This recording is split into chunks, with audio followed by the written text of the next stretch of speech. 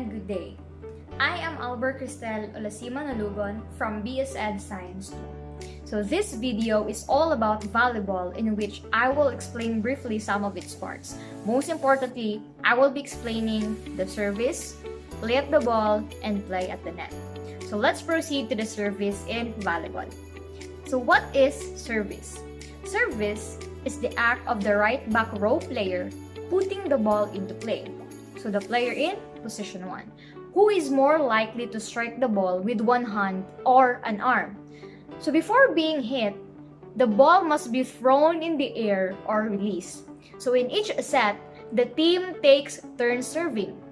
Regardless of whether team serves first in the first set, the other team serves in the second set, and so on.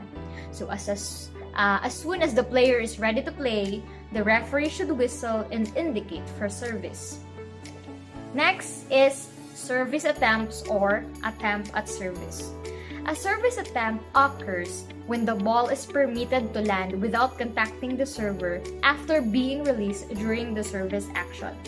In this instance, the referee must again whistle for service before the second and final service action, for which the server is only permitted 3 further seconds. And the third one for the service is the screening. So a player on the serving team may not try to hide the serve ball from the players on the receiving team. Screening occurs when a player waves his or her arms, jumps, or moves around in such a way that the opponents are distracted. So when the server is disguised behind a group of 2 or more teammates and the ball is served over them, the team creates a collective screen. So what is collective screen? A collective screen is formed when a group of 2 or more players stands in a way that prevents players on the receiving team from seeing the serve. Now, let's proceed to the playing at the ball. So here are the states of play. The referee's whistle signals the start and finish of a rally. The ball is in play from the moment it is hit on serve and is out of play when it falls or when a fault is committed.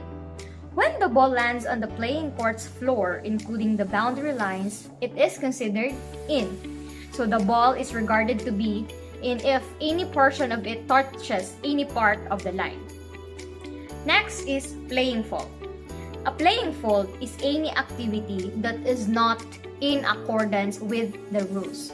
So in other words, contrary to the rules.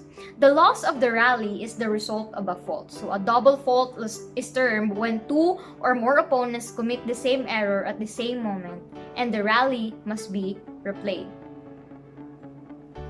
Next is the team hits. So in order to return the ball over the net, each side is permitted a maximum of 3 hits, only 3 hits. Any contact with the block does not count as one of the team's 3 touches for the purposes of this regulation. So a player is not allowed to touch the ball twice in a row. Next is the assisted hit. In order to reach the ball, a player cannot rely on any object or person, including the teammate. So climbing on the post or lifting a teammate while playing the ball, for example, is prohibited. So assisting a hit would be considered a fault. Next is simultaneous contact. A simultaneous contact occurs when 2 opponents contact the ball over the net at the same moment. So when 2 opponents touch the ball at the same time above the net, the ball will frequently rest in the hands of both players, and the pushing contest may ensue rest in the hands of both players. Next is the ball contact. Any part of the body is allowed to contact the ball. So if a player intentionally kicks the ball in an attempt to play the ball, there is no penalty.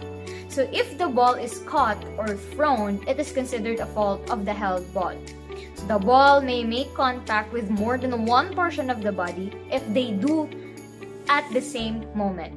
So double contact, also known as double touch, is committed if they are not made at the same moment. So in reality, because the block does not count as one of the 3 allowed team contacts, a player who touches the ball during a block can legally make the next contact as well. Next is play at the net. First is ball crossing. The ball needs to cross the crossing gap. Except during service, the ball is allowed to contact the net when crossing it. The ball may also rebound from the net and be played again in between the vertical side markers if the team has not yet used its 3 allowable hits. It is forbidden to catch or toss the ball. If it is, the fault of held ball is committed.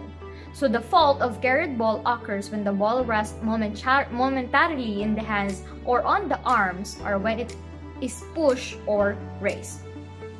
Next is player touching the net. Normally, players are not permitted to touch the net during play. So it should be emphasized that any action at the net, such as jumping, landing, attempting to play the ball, even if no contact is made, or simply pretending to play the ball, will all be considered playing action. So a player who makes contact with the net during any of these actions will be punished for making contact. So while a player who is not involved in any way with playing the ball may be excused from this regulation. So most net contacts will continue to be called faults in practice. The next one is blocking or reaching over the net. So a player may reach entirely over the net and make contact with the ball when blocking, but only if doing so does not interfere with the opponent's attack. Even after the first or second hit, though, it could be feasible to block the net, but only if you're in the referee's position. No attacking player could possibly have reached the ball before it crossed the plate. Take note that reaching beyond the net is only permitted provided the opponent's attempts to play the ball are not impeded. Players under the net. A player can put his or her feet and hands on and above the center line as long as same portion of the foot or hand stays in touch with or immediately above the line. Only if the entire foot or hand travels entirely over this line, it is considered a fault. Foot above center line, a portion of the foot must remain in touch with or directly over the center line. The next one is the attack hit. An attack hit is defined as any action that sends the ball towards the opponents. A front row player can launch an attack from any section of the court with the ball at any height as long as the ball remains on his own side of the net. So a back row player can only attack the ball if he or she is in the back court and obviously in the front zone. So take note that if the ball is not completely above the level of the top of the net, an attack hit can still be made. And the next one is back row players attack hit. So the referee's third consideration is whether the ball moves directly towards the net after a backcourt hit, which is only a fault if the attack is completed. So if a backcourt player directs the ball towards the opponent while on the front zone and makes contact with the ball while it is totally beyond the height of the top net, it is considered an illegal backcourt attack hit. So as soon as the ball reaches the net or is touched by the opponent's block, penalties are possible. That's all, and thank you so much for listening.